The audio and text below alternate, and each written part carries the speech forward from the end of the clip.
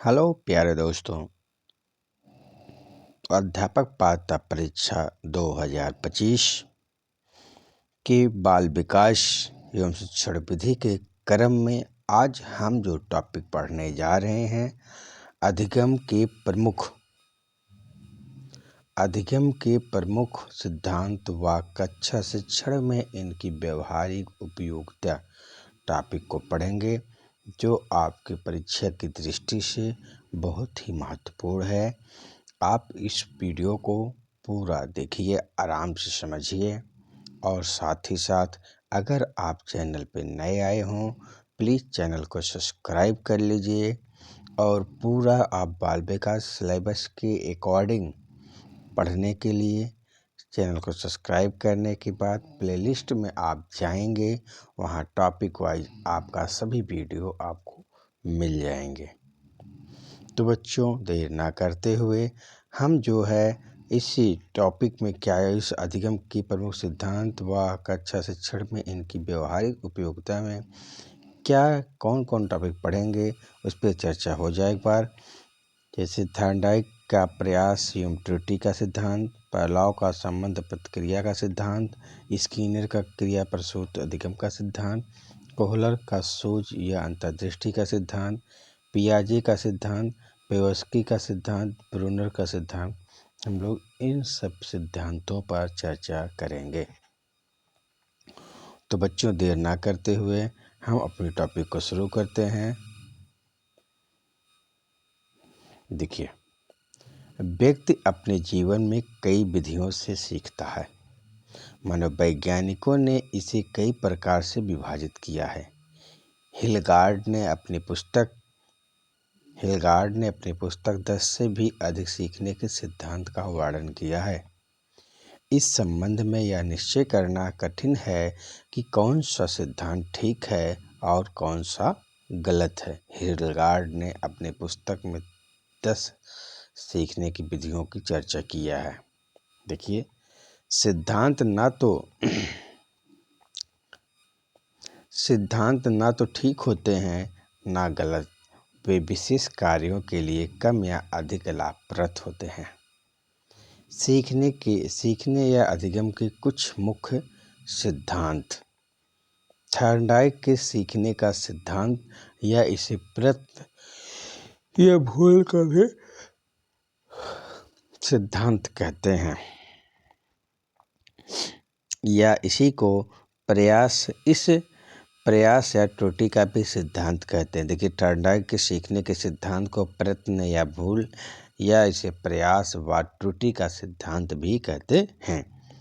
EL Thorndike ने प्रयत्न व भूल के इस सिद्धांत के बारे में बताते हुए कहा है कि जब कोई व्यक्ति कार्य सीखता है तब उसके सामने एक विशेष स्थिति या उद्दीपक स्टिमुलस होता है जो उस विशेष प्रकार की प्रतिक्रिया करने के लिए प्रेरित करता है।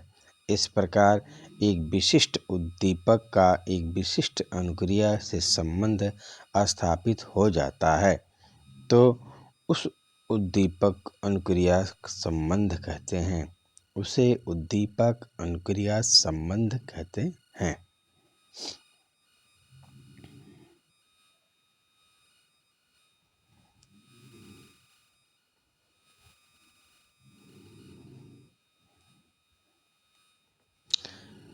थॉर्नडाइक का प्रयोग। थॉर्नडाइक एक पशु मनोवैज्ञानिक थे। इन्होंने बिल्ली, चूहे, मुर्गी आदि पर प्रयोग करके यह निष्कर्ष निकाला कि पशु पक्षी व बच्चे प्रयत्न व भूल द्वारा सीखते हैं। अपने एक प्रयोग में इन्होंने एक भूखी बिल्ली को पिंजरे में बंद कर दिया और पिंजरे के बाहर भोज्य सामग्री रख दी। बिल्ली के लिए भोजन उद्दीपक था और उद्दीपक के कारण उनमें प्रतिक्रिया आरंभ हुई। बिल्ली ने बाहर निकलकर भोजन प्राप्त करने के कई प्रयत्न किए और पिंजरे के चारों ओर घूम घूमकर कई पंजे मारे और प्रयत्न करते करते अचानक उस तार को खींच लिया जिससे पिंजरा का दरवाज़ा खुलता था। दोबारा फिर बंद करने पर उसे आने के लिए पहले से कम समय में सफलता मिल गई। तीसरे और चौथे प्रयास में और भी कम प्रयत्नों में सफलता मिल गई और एक परिस्थिति आई जब एक बार में ही दरवाज़ा खोलकर बाहर आने लगी। बच्चों, जो कहा गया प्रयास एवं त्रुटि का सिद्धांत या प्रयत्न और क्या कहते हैं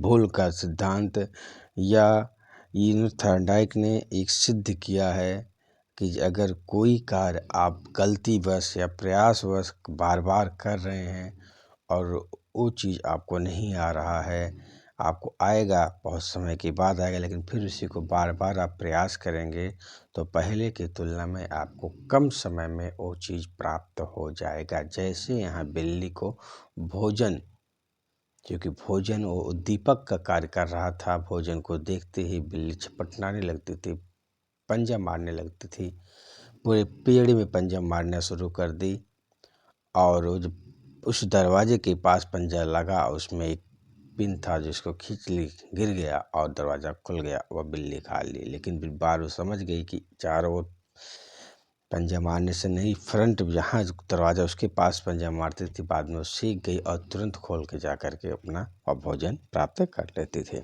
इसलिए यह सिद्धांत इन्होंने थॉर्नडाइक ने दिया।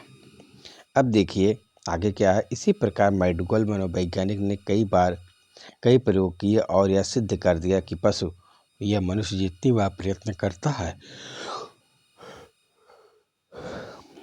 उतनी ही उसकी भूलें कम हो जाती हैं या होती जाती हैं और वह सफल क्रिया करने को सीख लेता है। जैसे बच्चों, आप सवाल लगा रहे हैं, एक बार, दो बार, तीन बार गलती करेंगे, फिर उसी सवाल को लगाना होगा। आप उतनी गलती नहीं करेंगे ना, उतना समय लेंगे। एक बार समय लगेगा, लेकिन दोबारा उसी सवाल को लगाने के लिए समय उतना लगेगा नहीं, लगेगा। दोबारा लगाने के लिए नहीं, चौबारा लगाने के लिए नहीं चाहिए, 5 बार लगाएंगे, फटाक से आप खटाखट आधा कैलकुलेशन दिमाग में करके आप हल कर देंगे। तो इस तरीके से प्रयास व त्रुटि शिक्षा का महत्व। इस विधि से सीखने की क्रिया सरल होती है। सीखने से सीखने की क्रिया सरल होती है। इस सिद्धांत करके सीखने पर बल देता है, जो आधुनिक समय में बहुत ही उपयोगी है। यह सिद्धांत बड़े तथा मंद बुद्धि बालकों के लिए बहुत उपयोगी है। भाषा में शुद्ध उच्चारण वह इसी विधि से सीखता है। इस विधि से अनुभव से लाभ उठाने की क्षमता का विकास करता है। इस सिद्धांत में धैर्य व परिश्रम के गुणों का विकास होता है।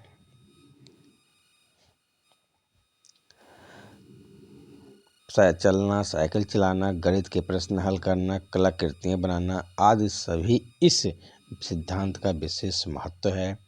हम अपने दैनिक जीवन के कार्यों में इस सिद्धांत का बहुत उपयोग करते हैं। ठीक है बच्चों, आगे देखते हैं पहला महोदय क्या कहते हैं, क्या सिद्धांत दिए हैं। पहला का संबंध प्रतिक्रिया का सिद्धांत। इनका क्या है, संबंध प्रतिक्रिया का सिद्धांत। बच्चों, आप यही सिद्धांत याद कर लीजिए, बहुत ही इम्पोर्टेंट है। आपसे यही पूछेगा संबंध प्रतिक्रिया का सिद्धांत किसने दिया है, तो किसने दिया है, पावलोव जी ने। अधिगम के इस सिद्धांत का प्रतिपादन रूसी मनोवैज्ञानिक, बहुत ही इम्पोर्टेंट है, आपसे पूछ सकता है पावलोव किस देश के थे, रूसी मनोवैज्ञानिक पावलोव ने किया है। इन्होंने सबसे पहले उद्दीपन और अनुक्रिया के संबंध में अनुबंध द्वारा व्यक्त किया है। पावलोव का प्रयोग। पावलोव ने पशुओं के कई प्रयोग किए। इनका प्रसिद्ध प्रयोग कुत्ते पर किया गया। कुत्ते को एक निश्चित समय पर भोजन दिया जाता था। भोजन देखते ही उसकी लार टपकने लगती थी। कुछ दिनों बाद भोजन देने से पहले घंटी बजाई जाने लगी।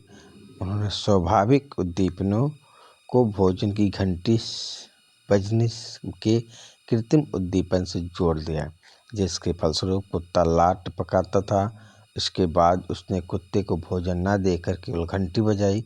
घंटी की आवाज़ सुनते ही बिना भोजन देखे कुत्ते स्वाभाविक प्रतिक्रिया लार बहना की स्वाभाविक प्रतिक्रिया की। इस प्रकार अस्वाभाविक या कृत्रिम उद्दीपन घंटी के प्रति स्वाभाविक प्रतिक्रिया लार बहने में परस्पर संबंध स्थापित हो गया। यह संबंध प्रतिक्रिया कहलाता है। तो बच्चों इसमें क्या था, पहला महोदय ने पहले नंबर कुत्ते पर प्रयोग किया है। ये रूसी मनोवैज्ञानिक हैं।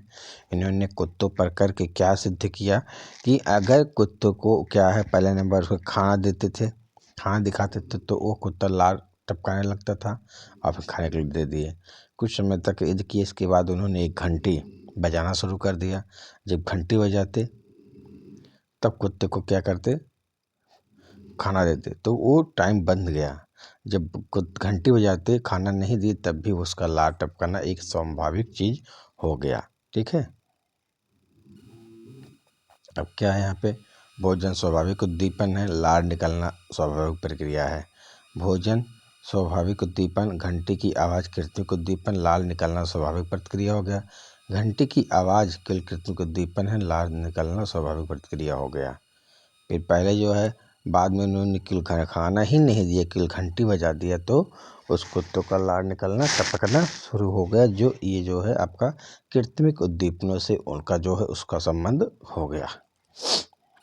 आगे देखिए बच्चों, इसमें महत्व क्या है, इसके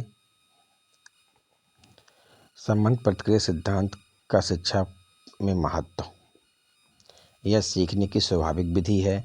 इसकी सहायता से बुरी आदतों और भय संबंधी रोगों का उपचार कर सकते हैं। इससे अच्छी वार्ता व अच्छे आचरण व अनुशासन की भावना का विकास किया जा सकता है। अनुकूल कार्य करवाने में इस सिद्धांत का प्रयोग करना चाहिए। यह सिद्धांत बालकों के समाजीकरण करने व वातावरण से सामंजस्य स्थापित करवाने में सहायक है। यह सिद्धांत उन विषयों की शिक्षा में उपयोगी है जिनमें चिंतन की आवश्यकता होती है, जैसे सुलेख, अक्षर विन्यास आदि। इस प्रकार संबंध प्रतिक्रिया सिद्धांत को ध्यान में रखकर अध्यापक शिक्षण कार्य करे तो अपने विषयगत कठिनाइयों को दूर कर सकेंगे। तो बच्चों, ये जो सिद्धांत होता है बहुत ही इम्पोर्टेंट है, आपके शिक्षण कार्य में भी बहुत ही अहम भूमिका निभाता है। अब हम देखेंगे स्किनर महोदय का क्रिया प्रसूत का सिद्धांत। BF स्किनर ने अधिगम के क्षेत्र में अनेक प्रयोग करते हुए यह निष्कर्ष निकाला कि अभिप्रेरण से उत्पन्न क्रियाशील सीखने के लिए उत्तरदायी है।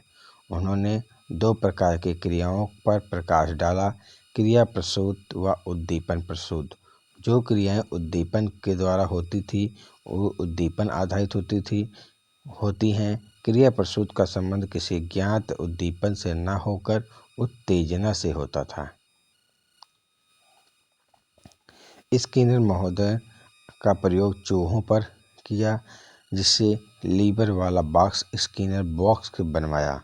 जैसे लीवर बॉक्स, जैसे स्किनर ने इसके हम क्या कहते हैं, लीवर बॉक्स को स्किनर बॉक्स कहा जाता है। लीवर पर चूहों का पैर पड़ते ही खट्ट की आवाज़ होती।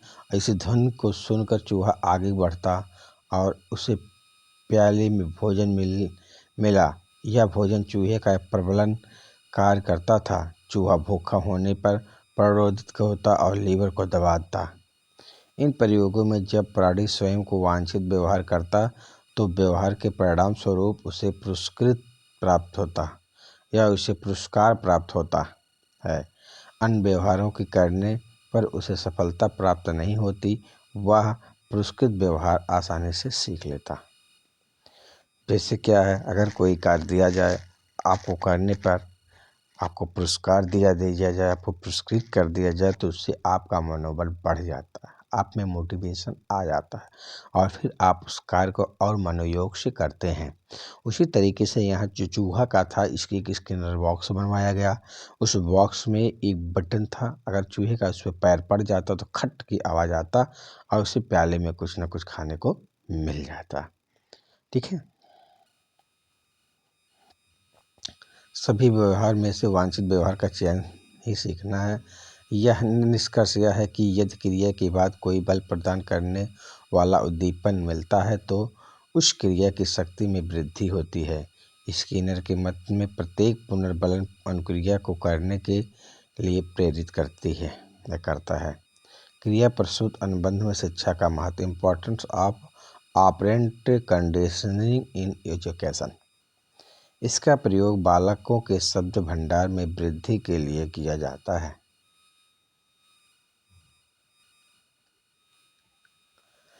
शिक्षक इस सिद्धांत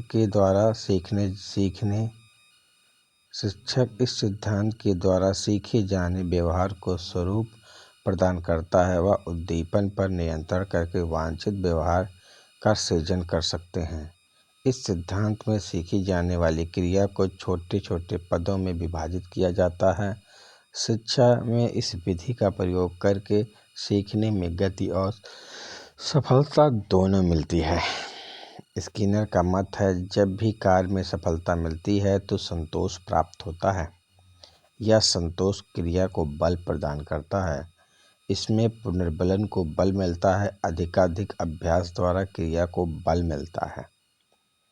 यह सिद्धांत जटिल व्यवहार वाले तथा मानसिक रोगियों को वांछित व्यवहार के सिखाने में विशेष रूप से सहायक होता है। दैनिक व्यवहार में हम इस सिद्धांत का बहुत ही उपयोग करते हैं। अब बच्चों, आपका चौथा सिद्धांत है सूझ या अंतर्दृष्टि का सिद्धांत, इनसाइट थ्योरी। व्यक्ति कुछ कार्यों को करके सीखता है और कुछ कार्यों को दूसरों को करते देखकर सीखता है, परंतु कुछ कार्य हम बिना बताए अपने आप ही सीख लेते हैं। इस प्रकार के सीखने को सूझ द्वारा सीखना कहते हैं। गुड महोदय ने सूझ वास्तविक स्थिति का आकस्मिक और तत्कालिक ज्ञान है। देखिए, सूझ की पे गुड मनोवैज्ञानिक महोदय ने कह रहे हैं, क्या कह रहे हैं? सूझ जो है वास्तविक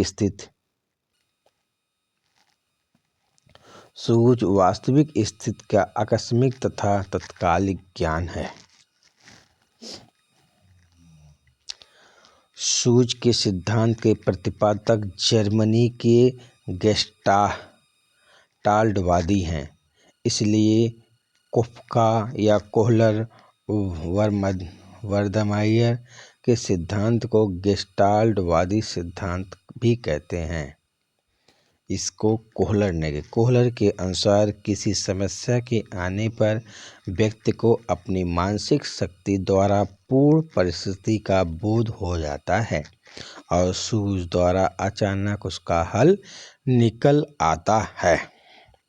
प्रयोग देखिए, प्रयोग कोहलर महोदय ने कैसे कर रहे हैं। गेस्टाल्टवादी में क्या है, आपसे यही पूछ सकता है बच्चों कि गेस्टाल्टवादी कौन कौन वैज्ञानिक आते हैं या इस जर्मनी के हैं। काफ्का, कोहलर, वर्दमायर इस सिद्धांत को गेस्टाल्टवादी सिद्धांत भी कहते हैं। तो बच्चों, आपके लिए इम्पोर्टेंट है। प्रयोग देखिए, कोहलर महोदय ने सिद्धांत का प्रतिपादन के लिए चिंपैंजी और बंदर आदि पर प्रयोग किए। कोहलर ने सुल्तान नामक, पूछा जा सकता है बच्चों आपसे कि कोहलर वैज्ञानिक जिस चिंपैंजी पर अपना प्रयोग किए थे उसका क्या नाम है, बहुत ही इम्पोर्टेंट है।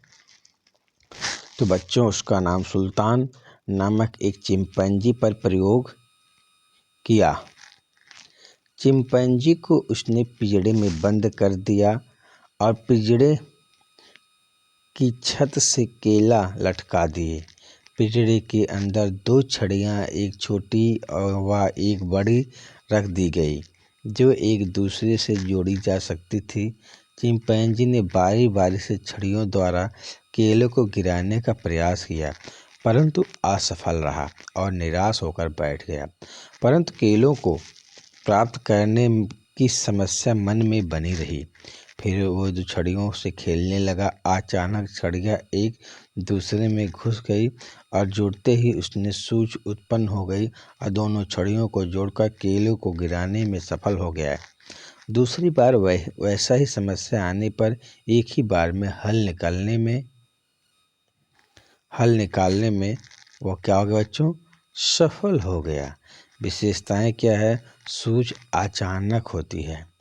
अगर बच्चों आप देखे होंगे आपके सामने कोई समस्या है, आप उस पर विचार करते हैं, सोचते हैं, अचानक आपको एक आइडिया आ जाता है कि इस कार्य को हम किस तरीके से करें कि जो ये आगे आने वाली समस्या है ये दूर हो जाए। तो जो आपके मन में आपकी अचानक जो विचार आ रहा, अचानक आइडिया आ रहा, उसी को बच्चों सोच कहते हैं। और वही चीज़ यहाँ चिंपैंजी सुल्तान के साथ हुआ। वो सुल्तान जो है जब उस एक छड़ी से प्रयास किया पाने के लिए, केले को नहीं पाया और फिर इन दोनों छड़ियों को से खेलने लगा। अचानक उनकी छड़ियाँ क्या हो गई, जुड़ गए। उसके दिमाग में तुरंत आ गया कि एक छड़ी से जो तो छोटा था तो नहीं पहुंच पाया, जब दोनों छड़ियाँ जुड़ गया तो बड़ा हो गया और फिर वो उससे केला को गिरा दिया और केला को प्राप्त कर लिया। ठीक है, वो सफल हो गया। तो बच्चों यहाँ सीखने की प्रक्रिया को संज्ञानात्मक होती है। सीखने की प्रक्रिया कैसी होती है बच्चों? संज्ञानात्मक होती है। सीखने की प्रकृति लगभग अस्थायी होती है। सोच के लिए समस्यात्मक परिस्थिति का होना अनिवार्य है। सोच प्राणी के लक्ष्य और समाधान के बीच एक स्पष्ट संबंध की सूचक होती है। सोच में समस्या का समाधान स्वतः मानसिक चिंतन करने से मिल जाता है। अब बच्चों देखिए, असूझ अंतर्दृष्टि का शिक्षा में महत्व। यह सिद्धांत रचनात्मक कार्यों के लिए उपयोगी है। इस सिद्धांत से तर्क, कल्पना, चिंतन शक्ति का विकास होता है। विज्ञान, गणित जैसे विषयों के शिक्षण में यह बहुत उपयोगी है। साहित्य, संगीत, कला आदि शिक्षा के लिए भी बहुत उपयोगी है। यह सिद्धांत बालकों को स्वयं खोजने या कर के ज्ञान अर्जित करने के लिए प्रेरित करता है। विद्यालय में बालक की समस्या का समाधान आधारित अधिकांश सीखने में यह विधि उपयोगी होती है। अंतर्दृष्टि का सीखने में बहुत महत्वपूर्ण स्थान है, परंतु यह सूझ उच्च कोटि के पशुओं व मनुष्यों में ही संभव होती है, क्योंकि सूझ द्वारा सीखने में बुद्धि का प्रयोग करना पड़ता है। सामान्यतया कोई भी समस्या आने पर उसका समाधान हम सूझ द्वारा ही करते हैं। ठीक। अब बच्चों देखते हैं पियाजे का सिद्धांत, थ्योरी ऑफ पियाजे। स्विस कौन वैज्ञानिक है बच्चों? स्विस। बहुत ही इम्पोर्टेंट बच्चों, आप मनोवैज्ञानिकों के नाम के साथ साथ उनके देश, मतलब उनका जन्म किस देश के वो निवासी हैं, किस देश के हैं, ये भी याद कर लीजिए, क्योंकि एक बार एग्जाम में यही पूछा था कि ये किस देश के थे, तो आपसे पूछा जा सकता है। अभी आपके पास सिद्धांत है, सिद्धांत की क्या कहते हैं, अभी आपके पास समय है, आप बढ़िया तरीके से तैयारी करिए, जिससे आने वाले जो एग्ज़ाम है उसमें आप अच्छे से अच्छे अंक प्राप्त करेंगे। इसलिए हम यहाँ अपने सिलेबस को एक एक पॉइंट को डिस्कस कर रहे हैं, एक पॉइंट को कवर कर रहे हैं, फिर साथ में इसका एक ऐसा सीरीज लेके आएंगे जो आपके परीक्षा की दृष्टि से बहुत ही महत्वपूर्ण होगा। जो आपके प्रश्न पूछे गए हैं उन्हीं को लाइनियर वाइज, मतलब तथ्यात्मक पॉइंट लेकर आपके इस बीच में हाजिर होंगे। अभी हमारे पास समय है तो अभी हम विस्तार से इसको पढ़ेंगे। तो स्विस मनोवैज्ञानिक पियाजे का कहना है कि जैसे जैसे बच्चे की आयु बढ़ती है उसका कार्यक्षेत्र बढ़ता जाता है, वैसे वैसे उसकी बुद्धि का विकास भी होता जाता है। उन्होंने स्पष्ट किया कि पहला बच्चा सरल प्रत्ययों के माध्यम से सीखता है, परंतु जैसे जैसे बच्चा बड़ा होता है वह कठिन से कठिनतम प्रत्ययों को ग्रहण करने लगता है। हमारे लिए उपयुक्त वातावरण की आवश्यकता होती है। इन्होंने कहा, सीखना कोई यांत्रिक क्रिया नहीं बल्कि एक बौद्धिक प्रक्रिया है, एक संप्रत्यय निर्माण की प्रक्रिया है, और यह संप्रत्यय निर्माण बालक की आयु के अनुसार होता है। पियाजे ने अपने सिद्धांत में निम्नलिखित पदों पर विशेष बल दिया है: अनुकूलन, सामधारण, संरक्षण, संरचनात्मक संरचना, मानसिक क्रिया, स्कीमा, विकेंद्रण। इन संज्ञानात्मक विकास के मुख्य 4 कालों में विभाजित किया गया है। देखते हैं क्या क्या है। संवेदी पेशी अवस्था, सहज क्रियाओं की अवस्था, प्रमुख वृत्ति अनुक्रियाओं की अवस्था, गौड़ वृत्ति अनुक्रियाओं की अवस्था, गौड़ स्कीमेटा की समन्वय की अवस्था, तृतीय वृत्ति अनुक्रिया की अवस्था, मानसिक संयोग द्वारा नए साधनों की खोज की अवस्था। प्राक संक्रियात्मक अवस्था, प्राक संप्रयातात्मक अवधि, अंतर्दर्शी अवस्था, मूर्त संक्रिया की अवस्था, औपचारिक संक्रिया की अवस्था। नोट, इस सभी वर्णन अवस्थाओं में संज्ञानात्मक विकास को दिया जाता है। अब देखिए पियाजे की विशेषता क्या है। सीखना एक कर्मिक एवं आरोहिक प्रक्रिया है। पियाजे के अनुसार सीखने का प्रावरण और क्रिया मूल आवश्यकताएं हैं। बालक के अमूर्त चिंतन पर उसकी शिक्षा का प्रभाव पड़ता है। निम्न स्तर पर अमूर्त चिंतन कम व उच्च शिक्षा पर अमूर्त चिंतन अधिक होता है। पियाजे के अनुसार औपचारिक संक्रिया अवस्था, फॉर्मल ऑपरेशन स्टेज के बाद बालक की संपूर्ण बौद्धिक शक्ति का विकास हो जाता है और अपनी बौद्धिक क्षमताओं का प्रयोग से समस्या का समाधान क्रमबद्ध व तार्किक ढंग से कर सकता है। पियाजे के अनुसार बच्चों में चिंतन की खोज एवं शक्ति, उसकी जैविक परिपक्वता, अनुभव एवं इन दोनों की अंतःक्रिया पर निर्भर करता है। पियाजे के सिद्धांत में शिक्षा का उपयोग क्या है? इस सिद्धांत में बालकों को स्वक्रिया द्वारा सीखने पर बल दिया है। पियाजे के अनुकरण व खेल को महत्व दिया है और शिक्षक को इन विधियों से पढ़ाना चाहिए। सीखने में प्रगति न करने वाले को दंड नहीं देना चाहिए। पियाजे ने संज्ञानात्मक विकास के अनुसार विभिन्न श्रेणियों को विभाजित किया है। उसी के अनुसार किसी भी आयु के लिए पाठ्यक्रम का निर्माण करना चाहिए। पियाजे ने सिद्धांत बुद्धि का मापन उसके व्यवहारिक उपयोग वातावरण के साथ अंतर्क्रिया की क्षमता के रूप में लिया जाता है। बुद्धि परीक्षण निर्माण में व्यवहारिक रूप में प्रयोग से संबंधित क्रियाओं का उपयोग करना चाहिए। पियाजे के सिद्धांत के अनुसार चालक, ड्राइवर्स, अप्रेरणा, मोटिवेशन अधिगम एवं विकास के लिए आवश्यक है। अतः शिक्षक को शिक्षण के अधिगम में इसका प्रयोग करना चाहिए।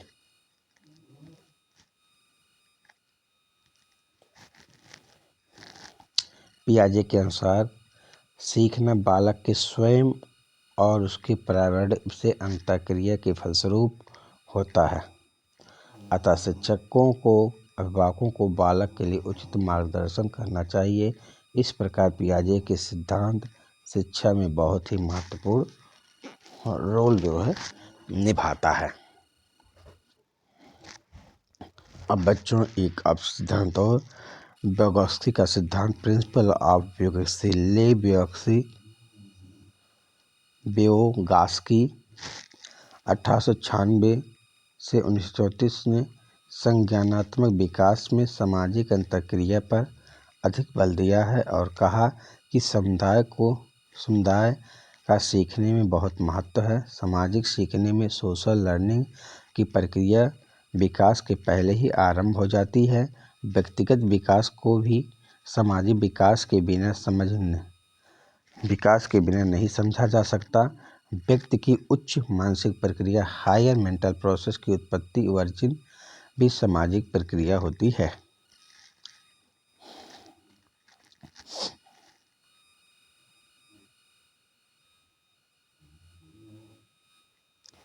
संस्कृति संज्ञानात्मक विकास की दिशा देती है। संज्ञानात्मक विकास में सामाजिक कारक का बहुत महत्व है। व्योगोस्की ने संज्ञानात्मक विकास के लिए भाषा पर बल दिया। तर्क करना, चिंतन करना आदि सभी सांस्कृतिक कारकों को मदद करते हैं। सीखने में शिक्षक का महत्वपूर्ण स्थान है। ज्ञान भी सामाजिक संदर्भ होता है। उन्होंने कहा है, बच्चे का ज्ञान सृजन करते हैं, विकास को सामाजिक संदर्भ से अलग नहीं कर सकते। सीखना विकास की ओर निर्देशित कर सकता है। सामाजिक वातावरण सीखने में सहायता करता है। बच्चे की भाषा, दक्षताएं, अनुभव सब व्यक्ति की सांस्कृतिक पृष्ठभूमि पर प्रभावित होती है। इस प्रकार व्योगोस्की महोदय ने सीखने व सामाजिक सांस्कृतिक वातावरण पर बहुत ही महत्व दिया है। नंबर 7 ब्रूनर का सिद्धांत। क्या बच्चों? ब्रूनर का सिद्धांत। इन्होंने क्या दिया? ब्रूनर ने मुख्य रूप से 2 बातों पर ध्यान दिया। पहला यह कि शिशु अपनी अनुभूतियों को मानसिक रूप से किस प्रकार व्यक्त करता है। दूसरा कि यह शैशवावस्था बाल्यावस्था में बालक चिंतन कैसे करता है। ब्रूनर के अनुसार शिशु अपनी अनुभूतियों व मानसिक रूप से 3 तरीकों की अभिव्यक्ति करता है। नंबर 1 सक्रियता विधि। इस विधि में शिशु अपनी अनुभूतियों को शब्दहीन क्रियाओं के द्वारा व्यक्त करता है, जैसे भूख लगने पर रोना, हाथ पैर हिलाना आदि। इन क्रियाओं द्वारा बालक बाह्य वातावरण से संबंध स्थापित करता है। दृश्य प्रतिमा विधि। इस विधि में बालक की अनुभूति को अपने मन में ही कुछ दृश्य प्रतिमाएं बनाकर प्रकट करता है। इस अवस्था में बच्चा प्रत्यक्षीकरण के माध्यम से सीखता है। सांकेतिक विधि। इस विधि में बालक अपनी अनुभूतियों को ध्वन्यात्मक संकेतों भाषा के माध्यम से व्यक्त करता है। इस अवस्था में बालक अनुभवों को शब्दों में व्यक्त करता है। इस प्रकार बालक प्रतीकों सिंबल का उनके मूल विचारों से संबंधित करने में योग्यता का विकास करता है। ब्रूनर के अनुसार जन्म से 18 माह तक सक्रियता और 18 से 24 माह तक दृश्य प्रतिमा और विधि तथा 7 वर्ष की आयु में आगे सांकेतिक विधि का प्रधानता होती है। मतलब बच्चों, जन्म से 18 माह सक्रियता की विधि है, 18 से 24 माह दृश्य प्रतिमा की विधि है और 7 वर्ष की आयु से आगे सांकेतिक विधि की प्रधानता होती है। ब्रूनर ने सीखने की प्रक्रिया व कक्षा शिक्षण का बड़ी बारीकी से अध्ययन किया व निम्नलिखित तथ्य पाए। सीखने सिखाने की प्रक्रिया अंतर्दर्शी चिंतन अधिक उपयोगी है। हर विषय की संरचना होती है, उनके मूल संप्रत्यय नियम व विधियाँ होती हैं। उसको सीखे बिना विषय का ज्ञान संभव नहीं है। जो ज्ञान स्वयं खोज द्वारा प्राप्त किया जाता है वो भी उसके लिए सार्थक व टिकाऊ होता है। ब्रूनर के अनुसार जो कुछ पढ़ाया सिखाया जाए उसका व्यक्ति व समाज दोनों में संबंध है।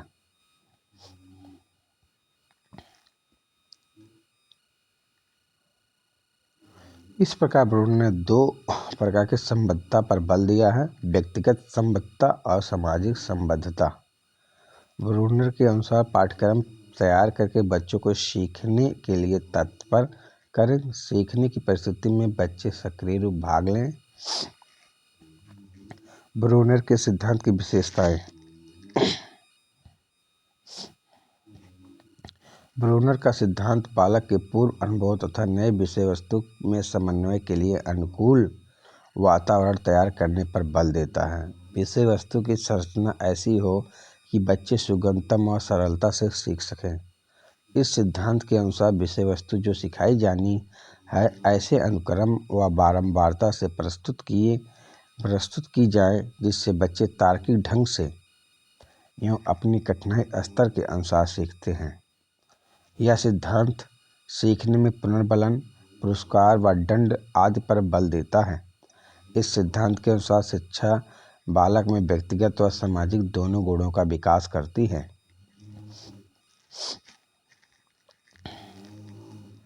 ब्रूनर के सिद्धांत की शिक्षा में उपयोगिता। ब्रूनर ने संज्ञानात्मक विकास की विभिन्न अवस्थाओं के अनुसार पाठ्यक्रम का निर्माण करना चाहिए। ब्रूनर ने मानसिक अवस्थाओं का वर्णन किया। इन अवस्थाओं के अनुसार शिक्षण विधियों व प्रतिविधियों का प्रयोग करना चाहिए। इनकी अन्वेषण विधि द्वारा छात्र में समस्या समाधान की क्षमता का विकास किया जा सकता है। ब्रूनर ने संप्रत्यय को समझने पर बल दिया, अतः शिक्षक को विषय ठीक से समझने चाहिए। इसके ज्ञान से छात्र पर्यावरण को समझकर उसका उपयोग कर सकता है। उन्होंने वर्तमान अनुभवों को पूर्व ज्ञान या अनुभवों से जोड़ने पर बल दिया। इससे छात्रों के ज्ञान को समृद्ध एवं अस्थायी बनाया जा सकता है। ब्रूनर की संज्ञानात्मक विकास की अवस्थाओं के अनुसार शिक्षक अपने नियोजन, क्रियान्वयन मूल्यांकन प्रक्रिया में संशोधन कर बालकों के बौद्धिक विकास में सहायक हो सकते हैं। इस प्रकार ब्रूनर सिद्धांत वर्तमान कक्षा शिक्षण में बहुत ही उपयोगी है। पुनरावृत्ति पॉइंट जो अब तक हम लोग पढ़े उसको थोड़ा सा एक बार फिर पॉइंट वाइज हम लोग इसको देख लेते हैं।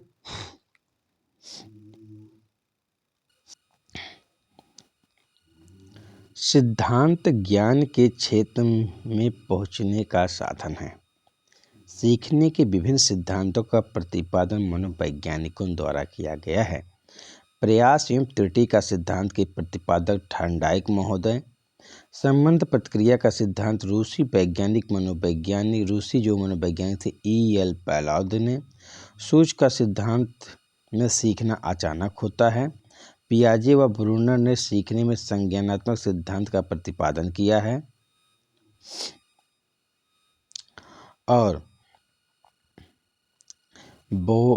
vygotsky ने संज्ञानात्मक विकास में सामाजिक अंतःक्रिया पर बल दिया है। क्रिया प्रसूत अनुबंधन का प्रतिपादक स्किनर महोदय ने दिया है। तो बच्चों आज यहीं तक का जो है हम लोग पढ़े हैं। अब अगला टॉपिक आपको कल इस पर चर्चा किया जाएगा। तो बच्चों प्लीज़ अगर आप चैनल पर नए आए हो प्लीज़ चैनल को सब्सक्राइब कर लीजिए और लाइक कर दीजिए, शेयर कर दीजिए और आप पढ़ते रहिए। पूरा विस्तार पूर्वक हम लोग बाल विकास को कंप्लीट जब कर देंगे, बाल विकास और शिक्षण विधि को, तब बच्चों इसका केवल पॉइंट वाइज तथ्यात्मक जो आपके परीक्षा की दृष्टि से प्रश्न पूछे गए हैं उनको लेकर आ जाएंगे, आप उसको पढ़ेंगे। और साथ ही साथ अभी विस्तार पूर्वक हम एक नए टॉपिक आपका गणित लेकर आ जाएंगे। ठीक है, तो गणित भी आपका विस्तार पूर्वक इस तरीके से टॉपिक वाइज पूरी चर्चा पर चर्चा किया जाएगा जिससे आपको कोई भी किसी भी प्रकार की कोई दिक्कत ना हो। तो बच्चों ठीक है, आज यहीं तक का। धन्यवाद प्यारे दोस्तों, प्यारे बच्चों।